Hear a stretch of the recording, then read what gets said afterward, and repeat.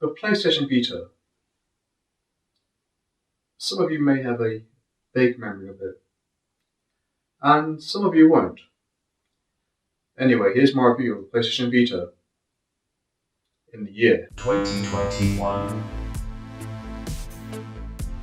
Here's a quick recap of the PlayStation Vita's history. The PlayStation Vita is the successor to the PSP.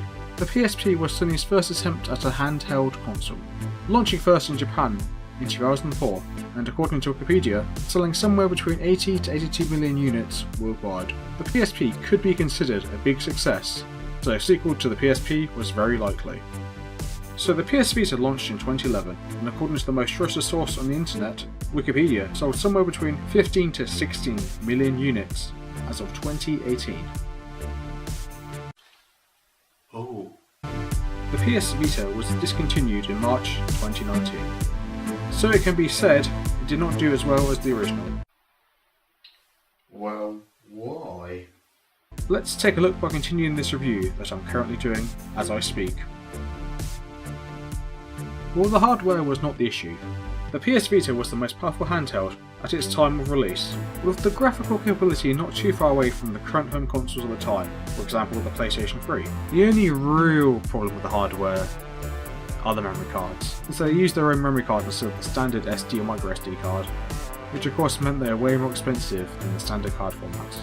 My other issue with the hardware are the analog sticks. They work, but for things like aiming, they don't feel great. Tut.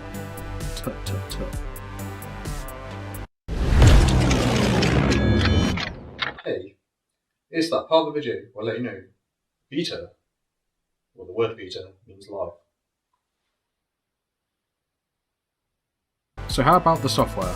Well, this is where the problem may lie.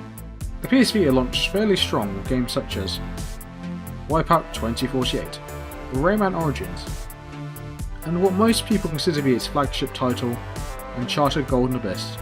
This looked very impressive, and is not too big of a step down from the PS3 Uncharted games. Also, Uncharted Golden Abyss was also the best selling Vita game, selling just under 1.5 million units. Oh yeah. You can also play PSP games on the Vita, boosting its library, but only digitally, so no UMDs allowed. You can still download some of these games on your Vita now. Let's look at some of the games you can still play and buy and play and buy, and well, all that stuff. Oh, look at that game, isn't that great? Oh, learn that one. Wow, dandy, look at that game. Look, another one. Is that a Little Britain game? Sure, howdy. The PS Vita continued to be pretty well supported till the end of 2013, with games like Gravity Rush, Assassin's Creed 3 Liberation and Persona 4 Golden, which is the game I personally spent the most time playing. So many indie games arrived on the Vita.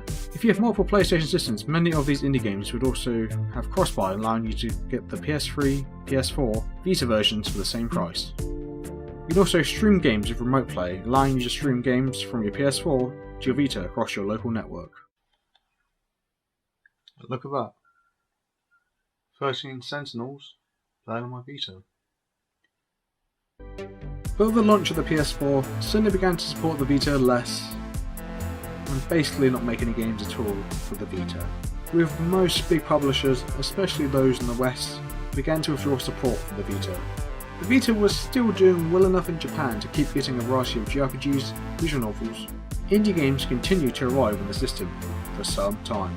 The PlayStation Vita continued for a while, but in 2017, Nintendo released the Switch, effectively taking most of the indie and Japanese focused games with it. The Switch basically does everything the Vita does, has more functionality, and is better supported by first and third parties, so it's got plenty more games to play. They didn't give up on it after 2 years.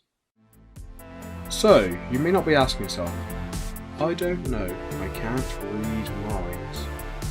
Why did so many developers stop support for the Vita? Well, my guess is the console was not selling enough to be worth developing for. Remember, the Vita was not as powerful as the PS3 or 360, so you couldn't just port games from it. You had to spend some money to optimise and compromise to get the game to work on the Vita. and so when the PS4 came out, it made the problem even worse.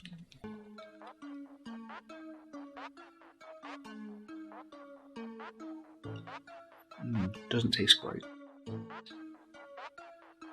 The Vita got locked into a similar problem as the Wii U,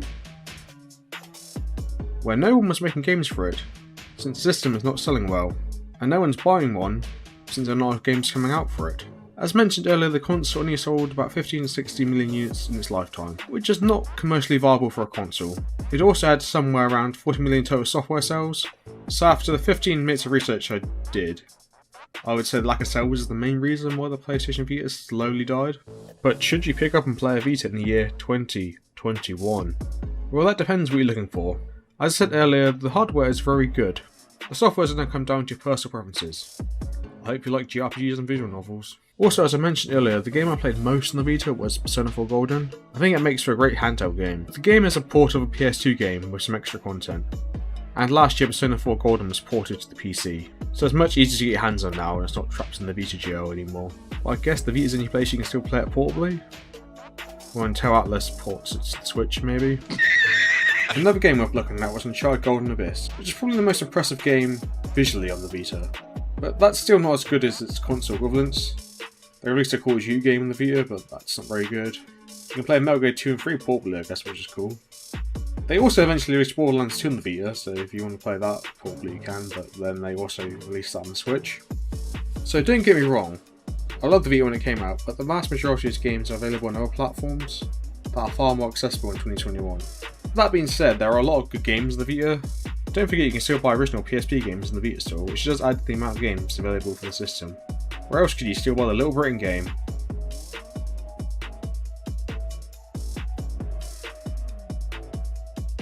So I guess you have to decide if the PS Vita is right for you. There's a lot of good stuff for it, but it depends on your taste, to be honest, and you're looking for in a game, or... So I suggest you might have to do a bit of research to see if there's something you really want to play on the Vita.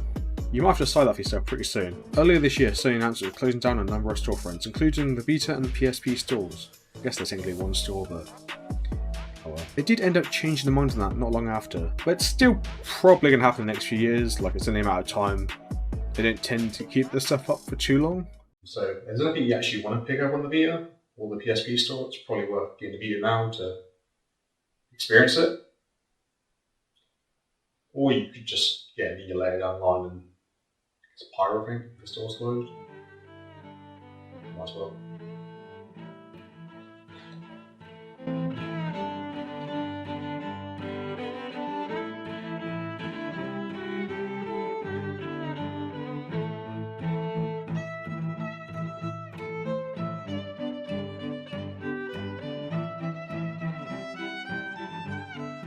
That's no good.